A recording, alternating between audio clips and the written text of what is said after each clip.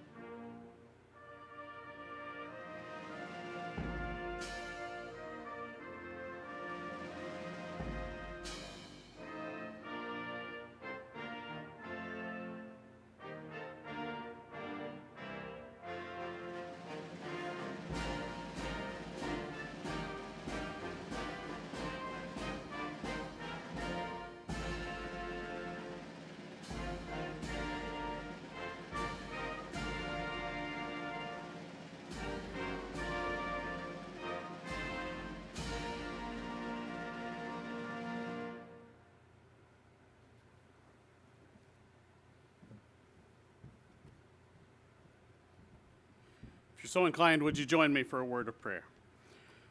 Our almighty, ever-loving Creator, source of all wisdom and understanding, we're so very thankful for all that you teach us each and every day, and we rejoice in all that you have taught these men and women in their time of learning.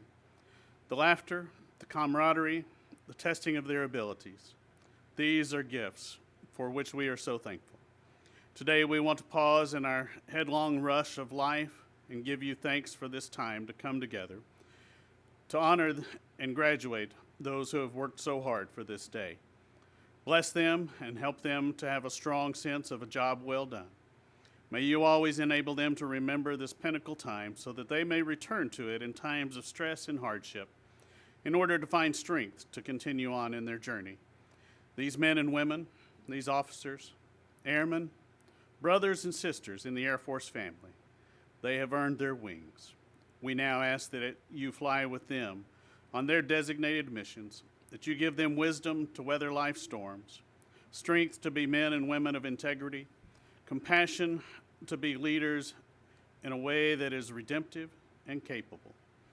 Your strength enables us to protect others. Your providence keeps us safe. Help us to turn our hearts toward you each and every day. For it is in your most holy name I pray. Amen.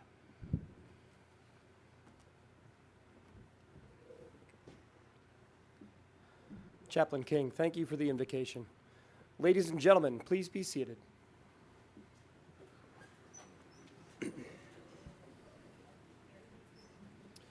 Today, 19 officers will receive their wings. On behalf of Colonel J. Johnson, Commander, 71st Flying Training Wing, I'd like to welcome the families and friends of Class 2307 AU, as well as several members of Team Vance, including squadron commanders, chiefs, first sergeants, spouses, and our ASRC and Amentum contractors.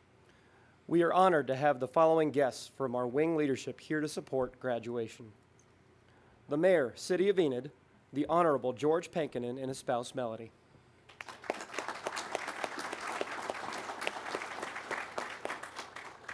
The spouse of the Commander, 71st Flying Training Wing, Mrs. Kristen Johnson.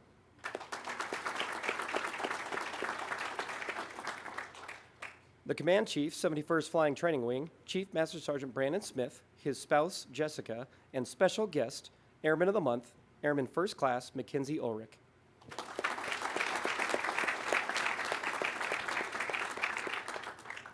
The Commander, 71st Operations Group, Colonel J.P. Pauls, and his spouse, Yana.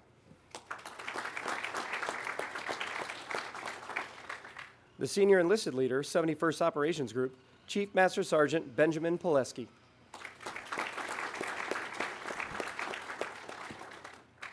The Commander, 71st Mission Support Group, Colonel Paul Miller, and his spouse, Michelle.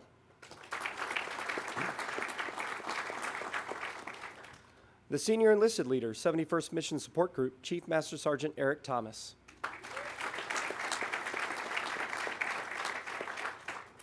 The Commander, 71st Medical Group, Colonel Richard Speakman.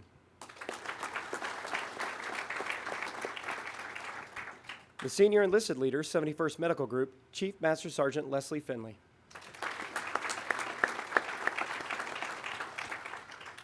Additionally, we are honored to have the following distinguished visitor as special guests of Class 2307 AU. Please stand or wave your hand to be recognized. Major General Mark Solo, United States Air Force retired, and his spouse, Patricia.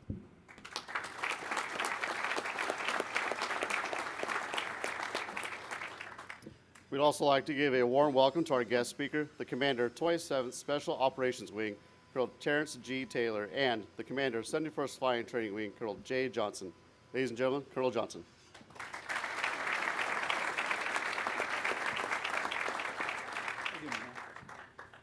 All right, good morning, ladies and gentlemen. It is my privilege to welcome you to Vance Air Force Base and what we like to call Enid, America.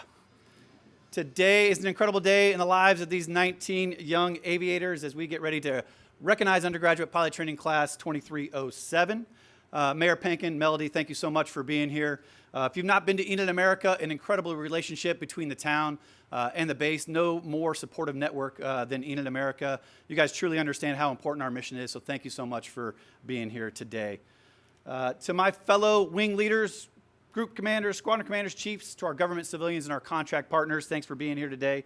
It's a team effort to make today's ceremony happen, and we appreciate you. This day is not possible without the effort that your airmen and your civilians put forward every single day. I would also like to welcome our distinguished visitors. In our presence today are members from several branches of the U.S. military, both active guard, reserve, and retired. You and those that have served before you make it possible for us to be here today, and you deserve special recognition, so thank you for your service.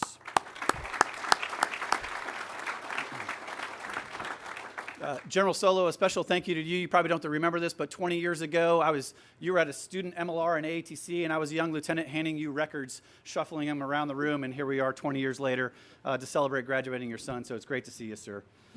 To my favorite group of people, to our spouses, our fiancés, those that want to be fiancés, every time. It's a laugh every single time. I told you the joke would work, T. Moms, dads, we've got brothers and sisters, grandparents, children, extended family members, and friends of Class 2307. Thanks for being here today. You have provided our graduates with the foundation it takes to make it through an extremely demanding program. You've provided them with the moral compass, the necessary work ethic it takes to still get through what to this day is still the hardest program that I've ever been through. So thank you all very much for being here and providing them with that foundation.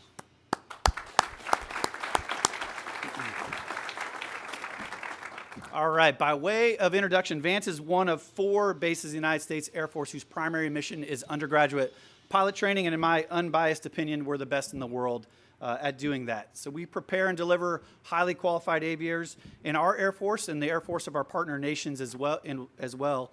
In executing that mission, Vance has trained over 35,000 pilots since we started doing this in 1941. And that includes such notables as General Richard Myers, the 15th Chairman of the Joint Chiefs of Staff, the former Air Force Chief of Staff, General Ronald Fogelman, and the first female to command a shuttle mission, Colonel Eileen Collins. So 2307, make no mistake, you're walking on sacred ground. Air Force heroes have learned to fly in the same flight rooms that you've been in and learned to fly with Victor November on the tail flash. And I have no doubt that you will follow in their footsteps and make all of us Vance proud. So 2307, whether you realize it or not, and the seats next to you are people with whom you share a special bond, right? So whether it was solo flights and throwing each other in the dunk tank, whether it's suffering through academics together, track select, which just happened not too long ago, or all the parties that you won't tell us about, right? you share a special bond. And although you kind of go in different directions from here, hopefully those memories that you share will just get better with time. And I assure you that those memories, they'll stick around forever, and you guys will be me up here someday, some 20 years later, telling those stories to your classmates. And it's a special bond that lasts forever.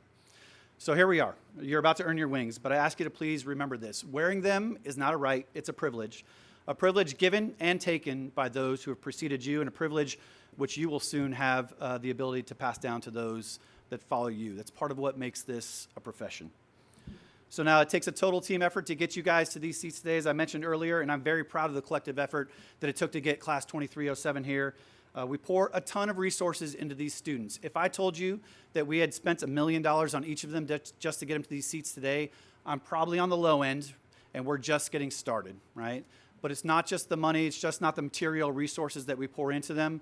It's the time and effort that the 2,600 folks that show up every single day to make sure that you get to these seats. It's about the effort and their time that they put into it. So there are 3 groups I'd like to quickly single out that are really responsible for you guys being in these seats here today.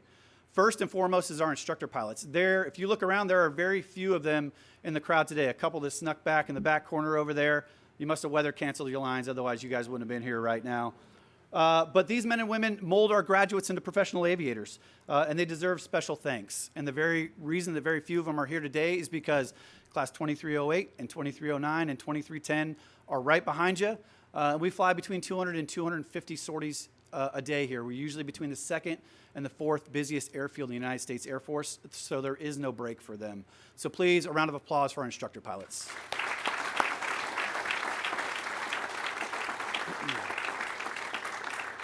Second is our amazing team of professionals that maintain our aircrafts. Pilots break them and maintainers fix them, and you guys are really good at breaking airplanes. I get the report every day. You're really good at it. We have an incredible team of government civilians here and our Amentum contract partners that make sure our fleet of 206 aircraft are ready to go every single day and that they're safe for you guys to get into. So please, a round of applause for our maintenance team.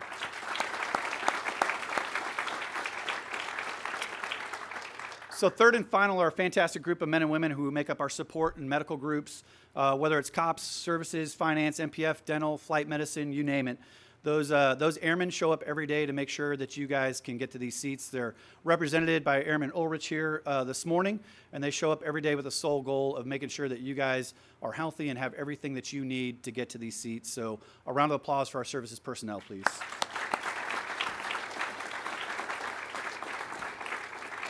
All right, lastly, I'm going to share 2 questions that are going to stick with you as long as you're an Air Force aviator.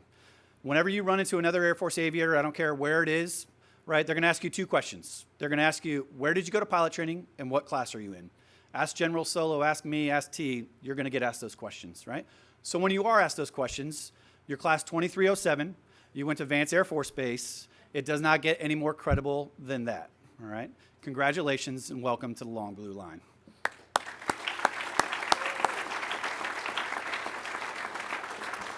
All right, ladies and gentlemen, my honor and privilege to introduce our guest speaker, Colonel Terrence Taylor. Colonel Taylor is the commander of the 27th Special Operations Wing, Cannon Air Force Base in New Mexico. That wing plans, postures, and executes precision strike, specialized mobility, intelligence, surveillance, and reconnaissance missions with Special Operations Forces.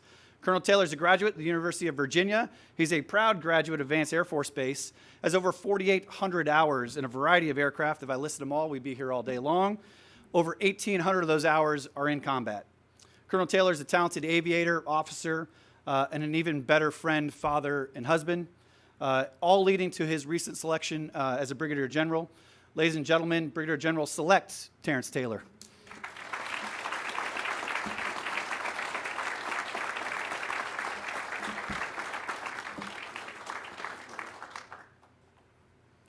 All right, good morning. Can you guys hear me okay?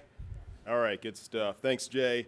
I really appreciate the fact that Cannon Air Force Base and the 27 SAL and Vance Air Force Base and the 71st here share such a close relationship. We really are partners. That's something that I value and treasure. Also appreciate your and Kristen's friendship throughout. So it's been an honor serving not too far away from you and alongside you along the way. To Team Vance, Congratulations on successfully training and preparing these students for what lies ahead. To the students and families of Class 2307, congratulations to you and as well. This is certainly a very big day. And yes, as Colonel Johnson said, Terrence Taylor, Vance Air Force Base, 9906. All right. So, I remember my UPT graduation being a special and a very exciting day. And I remember what this day meant to me and my family and the importance of the occasion in my life and career. And I can imagine that you all may have many of those same feelings as you earn your wings today. What I don't remember about that day is who the guest speaker was or what they talked about. Okay, so I understand, kind of the backdrop, if you will, that I'm slated against here. So my goal today is not necessarily for you to remember me years down the road, but I do hope to make an impact in some small way and to give you some things to think about, some perspectives based on a look back, if you will, on a few lessons that I learned along the way and what I think is important, particularly early on in your careers here. I know that you still have some more training to do before heading to your operational assignments, but I'm going to speak to you from a standpoint of that first assignment, if you will, because it'll be here before you know it. So I entered UPT in 1998, like I said, here at Vance Air Force Base in the 71st, and I had my heart set on flying an F-15C. And you guys heard my bio. There's no fighter. I didn't go the fighter pilot route. But I chose I came in, wanting to fly F-15Cs really because I'm an introvert at heart, and that's a single pilot airplane. That was the scope of, that was how I viewed the world at that point. I just wanted to fly in an airplane with nobody else in it.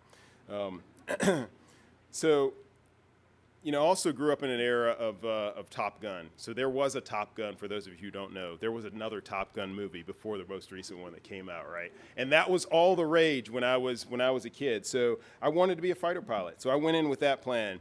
But as I said, that was not the track that I went. I found out about halfway through pilot training that I was going to track to C-130s and really haven't looked back since. And at that time, we tracked to one of four different options. So, the fighter pilots went to fly T-38, similar to the way it is now. Our cargo tanker pilots went to fly T-1s. For C-130s, we went down to Corpus Christi, Texas, and flew the T-44 with the Navy. And then our helicopter pilots went on to Fort Rucker for training there. So, I based on my track at that midway point, I knew that I wasn't going to fly an F-15C, but rather I was headed to some variant of a C-130. So I went down to Corpus Christi and trained with the Navy, graduated in a few months, and went to the Air Force Special Operations Command to fly the MC-130H Combat Talon II. And I never left Special Operations, been a special operator my entire career, nor did I ever want to leave. And I think herein lies lesson number one. That things may not always work out for you according to your plan, but generally speaking, they'll work out if you have a positive attitude and an open mind, okay? So that's important. In fact, if I could go back and change or script my story a little bit differently, I can honestly say that there's not a single thing that I would change. And it's not because necessarily of the position that I hold now or anything like that, but rather it's because the journey itself has been wholly fulfilling. It really has. And it's completely different than what I had imagined growing up and what I had hoped to do after college. So while your actual path may be different than your planned path, your attitude largely determines how things will go. Now, I was excited about the opportunity to fly in special operations. I was excited about the mission. I was excited about the aircraft. I even decided to embrace the awkward-looking nose on the MC-130H, for those of you who may be familiar with that, to the point where I took offense when other people mocked the nose on that C-130. But what did I do when I arrived at that first assignment at Hurlburt Field? And what was I doing when I wasn't flying? I'll tell you that I was in the books. I was studying, I was learning, I was asking questions. I sought opportunities to grow, and this takes us to my second point. There's one thing that you have to do early on, and that is to know your stuff. That's it. At that time, I was singularly focused on being the best co-pilot that I could be. And as I said, when I wasn't flying, I was studying. So your job as a new lieutenant or captain is going to be to learn your craft. And most of the work is done outside the aircraft. The philosopher Seneca wrote that luck is what happens when preparation meets opportunity. Louis Pasteur is quoted as saying that chance favors the prepared mind, and a quote from one of my favorite authors, James Clear, says to treat every opportunity like a great opportunity, and you may find a few of them to be just that. So what these sayings mean is that there will be a time when you have to withdraw from that bank account of preparation, as I like to say, and you don't want to overdraw your account. So put in the work that's required, okay? This leads to my third point, being open to feedback and learning. So why do I say that? So if we're being honest here, maybe not everyone has the attitude or the aptitude or acumen or the will to complete the program that you all have just completed. And I'd venture to say that your type A personalities probably have you feeling pretty confident right about now, and you should be confident. You've accomplished something significant, but there's also a whole lot more to learn. And you can't learn everything from a book or from an Air Force instruction. When you complete training and you get to your first assignment, there's going to be a lot of experience around you, and feedback can come in many forms. So I want you to be open to that feedback. This is always important in life, but it's particularly important early in your career when you don't necessarily have the depth of experience to fall back on. Another quote, this one from Eleanor Roosevelt, she said that we should learn from the mistakes of others because you can't live long enough to make them all yourself. Be open to feedback. My fourth piece of advice is to put forth your best effort. No matter where you end up, some people say bloom where you're planted. This ties back to my first point. There are things in life that you can control and things that you can't necessarily control. But you can control both your attitude and your effort. And I want you to remember that.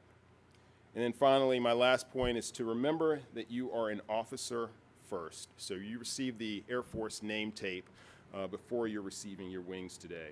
And that's intentional. Don't ever forget the tenets of officership and the things that we value as a service. The core values of integrity first, service before self, and excellence in all we do. So I'll close with a brief story from early on in my career. On one particular day when I was assigned to my first duty station there at Hurlburt Field, Florida, I was scheduled to fly a night line. So we do a lot of night flying and a lot of night training in special operations, mostly because the cover of darkness is something that we can often use to our advantage. And these training flights sometimes ended well into the morning hours, I think 2 or 3 a.m. So I slept in on the morning of the night that I was supposed to go fly. I got up and checked my email to see a message from a friend who was commenting on what he was watching on the news. I turned on the TV just in time to see the second aircraft fly into a tower of the World Trade Center at 10:03 Central Time on September 11th, 2001. Now, we know the rest of that story now, but I didn't know what to expect in that moment. I called into work, and I was told to remain at home in crew rest, as we would be the crew that would be alerted if an immediate tasking arose. The next few days were a bit of a blur. It involved a lot of uncertainty, the thoughts, the apprehension, the fears associated with an attack on our homeland, coupled with a little bit of anger and some anxiousness to answer our nation's call.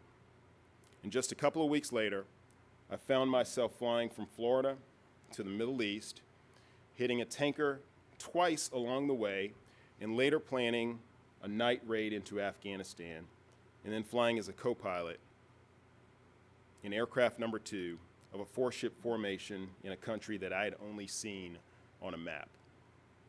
We delivered almost 200 Army Rangers from the 3rd Battalion of the 75th Ranger Regiment that night as they parachuted from our low-flying aircraft, and this marked the first night of the ground war in Afghanistan, and an engagement that would not only define my career, but the lives and careers of so many others.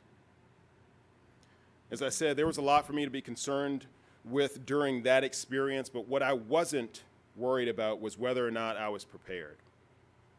The Air Force had done a good job at preparing me, and I had taken my job seriously, preparing myself with every opportunity that I had. And that was enhanced by the feedback that I received and took to heart from others who were gracious enough to help this young co-pilot grow. Those of us who were around for September 11, 2001 will never forget that day. It was certainly an inflection point in our nation's history, in that the threat and subsequently how we as an Air Force would respond to that threat would be different than the approach taken in the previous years throughout the Cold War. And here we are on March 24th, 2023, believe it or not, at another inflection point. Because right now, there are still threats in this world, but the most concerning of these threats are actions taken by those that we refer to as peer competitors. Nation states seeking to undermine U.S. interests, democratic principles in all parts of the world, and who are a threat to our nation and our allies. So, what are we going to do? The answer isn't in a particular aircraft or a capability resident within the Air Force. The answer lies in those individuals that are seated to your left and right. The answer rests with the individual who stares back at you in the mirror. The answer is each of you. Each of you is our competitive advantage. Our competitors don't necessarily fear our firepower. They fear our skill, determination, motivation, and innovative culture. And each of you, as skilled, determined, and motivated pilots, are our most lethal weapon. So as we drive to accelerate change and to address the threats of today, I don't want you to ever forget that you and your fellow airmen are the most important piece of this country's defense. Seize the opportunities that are presented to you, even when they're different than what you expected. Learn your craft, be open to feedback, do your best, and be an officer first. Jay, I can't help but be excited as I look out at this group of young aviators. I want to thank you again for the opportunity and the invitation to be here. To the parents, spouses, and families here, you can be very proud of your pilots today. And to Vance Air Force Base, Class 2307, I wish you all the best as you move forward as pilots in our Air Force. Congratulations again. May God bless you all, and may God bless the United States of America. Thank you.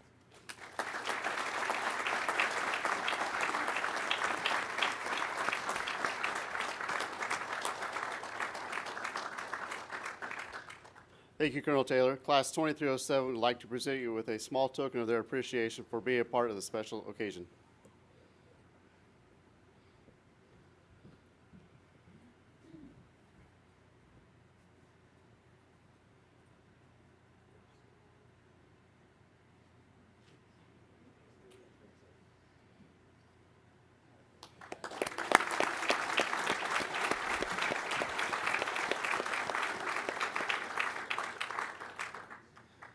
We will now recognize individuals who excelled in one or more phases of training.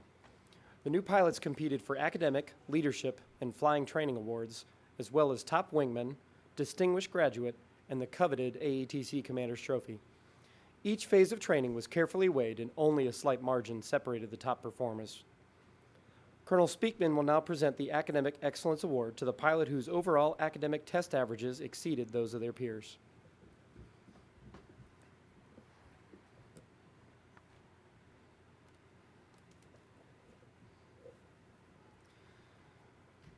The recipient of the academic award is Second Lieutenant Evan G. Charlton.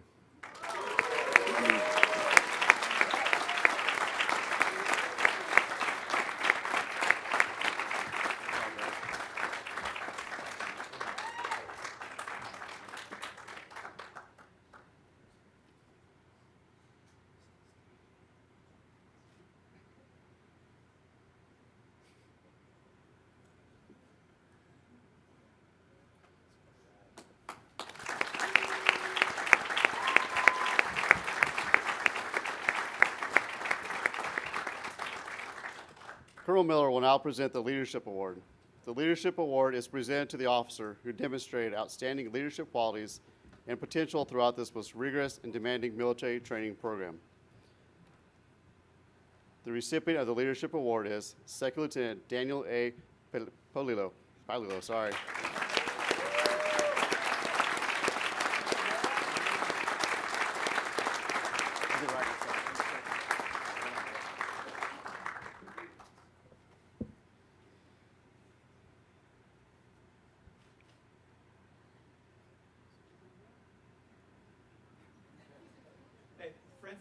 welcome to come forward and take pictures, like not all the way on the stage, please, but if you want to come up here and take pictures, we will keep them up here until you get your pictures.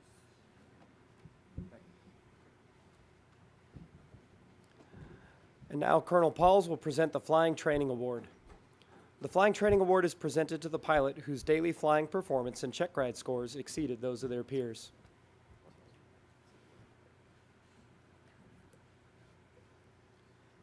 The recipient of the Flying Training Award is Second Lieutenant Alexander R.W. Maynard.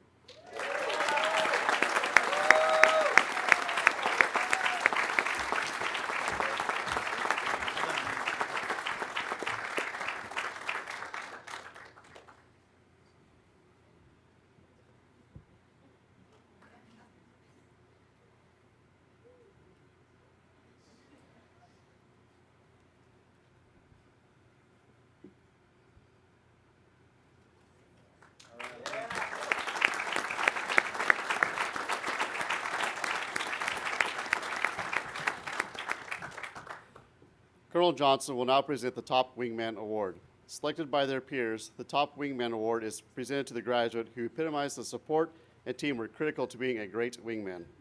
The recipient of the Top Wingman Award is Second Lieutenant Benjamin K. Ward.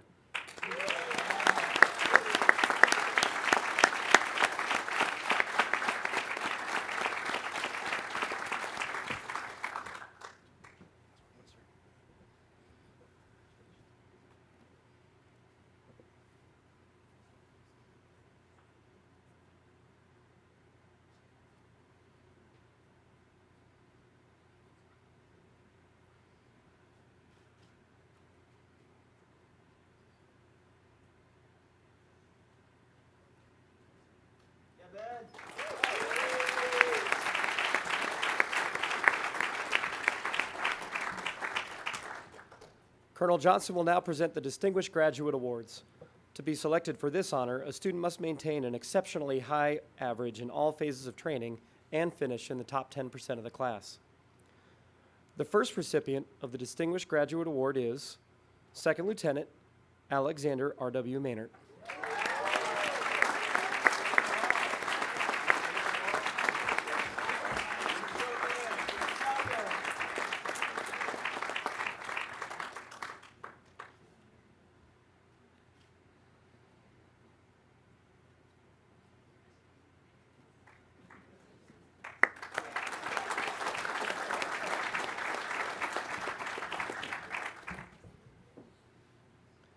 The second recipient of the Distinguished Graduate Award is Second Lieutenant Ellis D. Syke.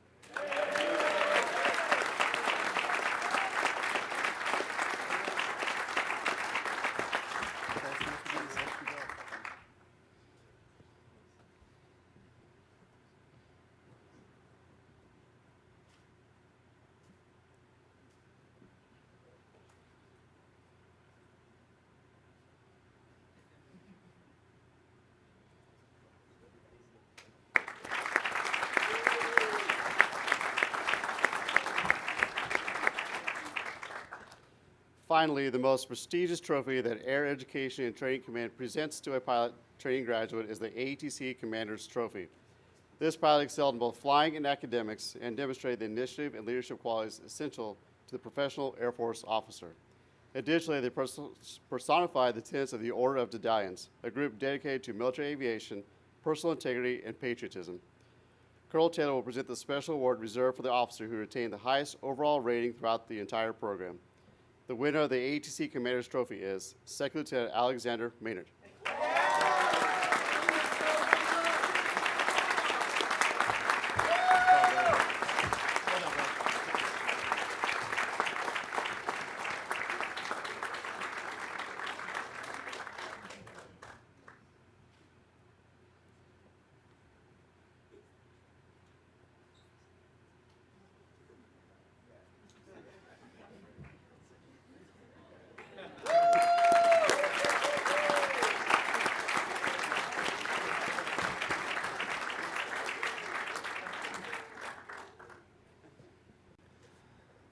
And now, the time that we have all been waiting for.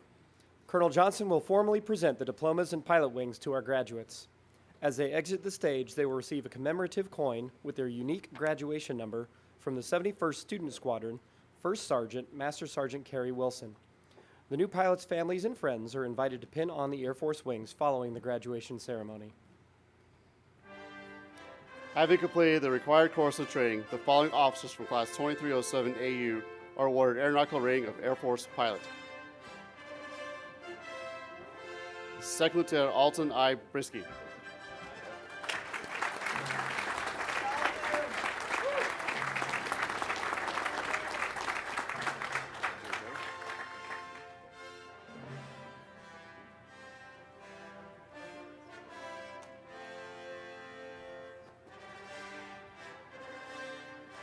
Second Lieutenant Evan G. Charlton.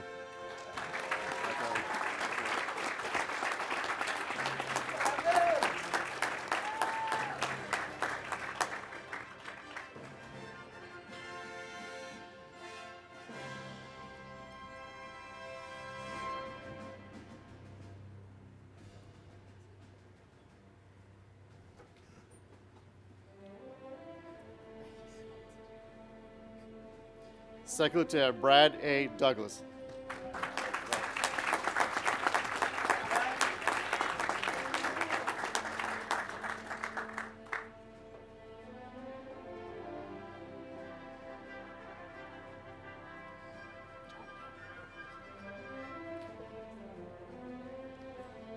Second Lieutenant Giovanni F. Flores.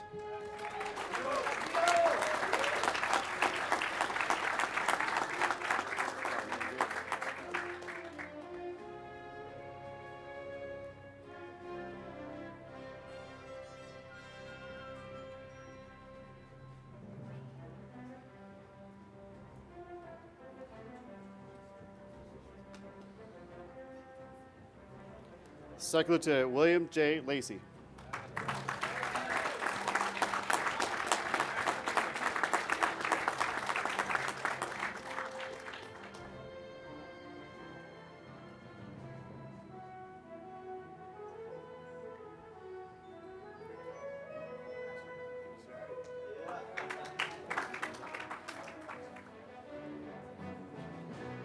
Second Lieutenant Dustin E. McGilligan.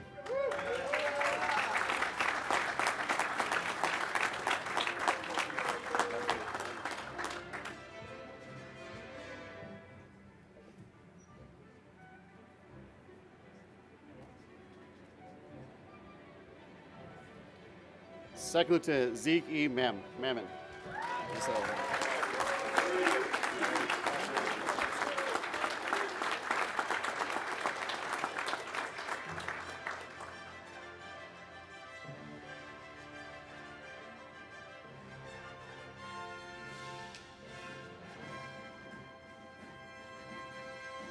Second Lieutenant Alexander R. Maynard.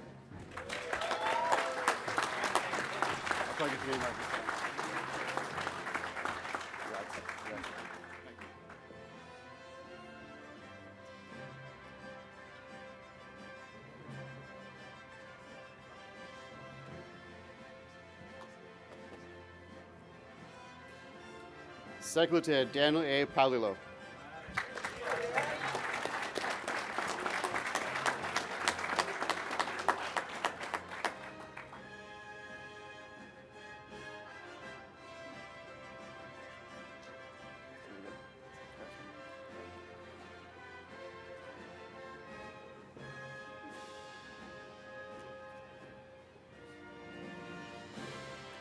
Second Lieutenant Charles M. Schecksnyder.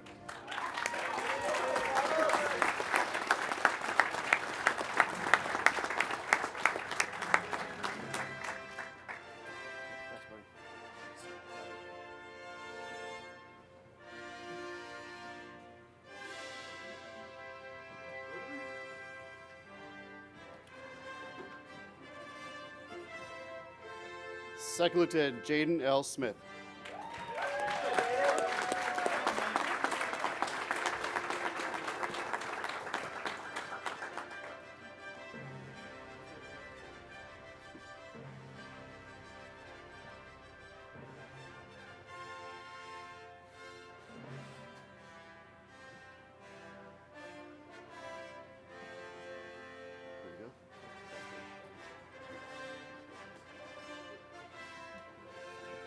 Second Lieutenant J.S. Solo.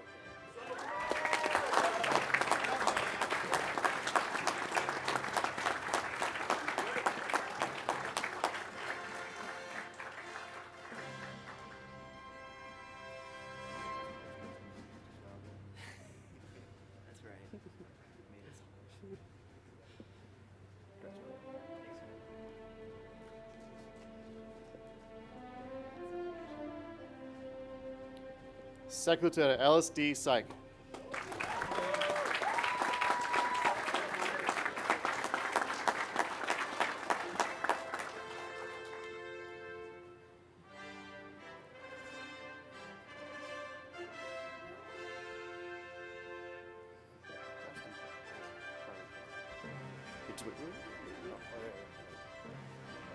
Second Lieutenant Benjamin K. Ward.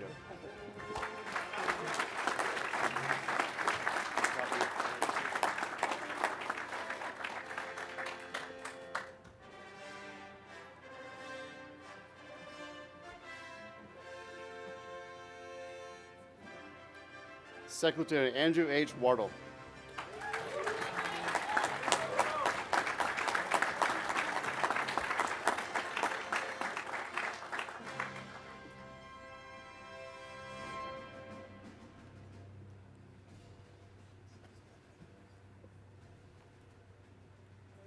Second Lieutenant Alec R. Watson.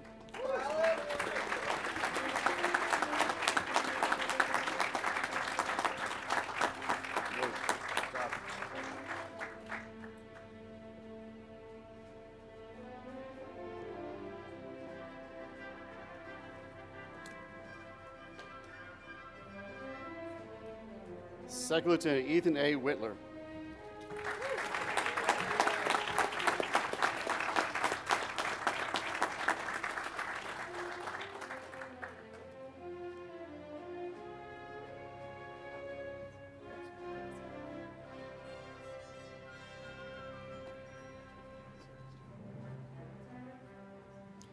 Second Lieutenant Kirsten M. Winfrey.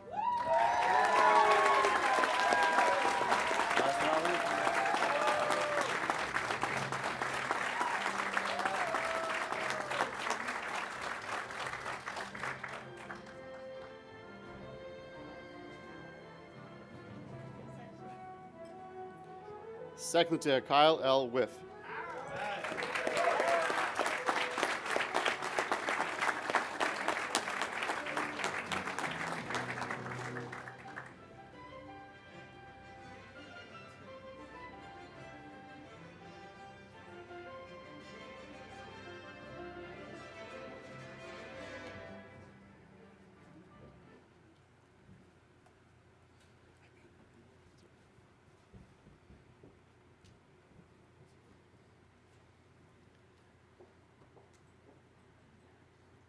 At this time, Colonel Johnson would like to recognize the instructor pilots selected by Class 2307 AU who most embodied the Air Force core values during T6 training and provided exceptional mentorship and instruction. These instructors were selected by the class to represent the time-honored tradition of the breaking of the wings. Colonel Johnson will present the recipients with a plaque prior to the reading of this hallowed poem. Receiving the award from the 8th Flying Training Squadron, Major Andrew D. Beam and Captain Nolan P. Kirkwood.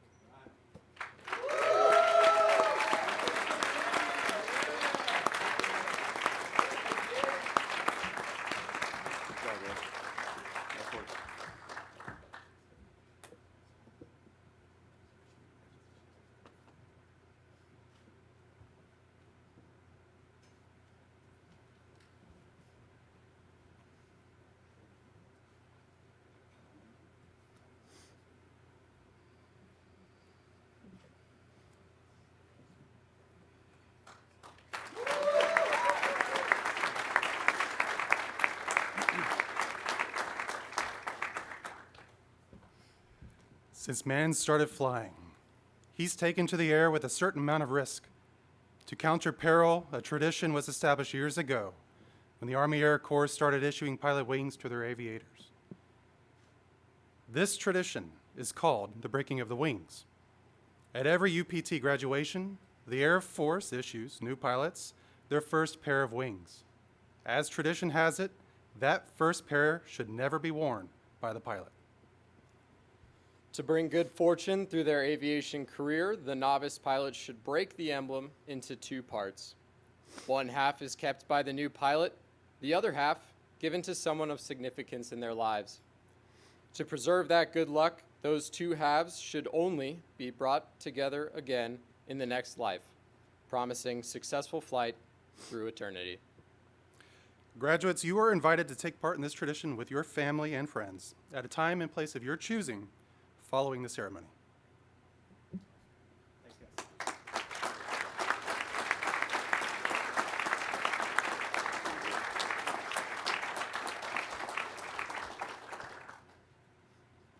Class, change, whoo! About peace! Ladies and gentlemen, your 19 newest and best trained Air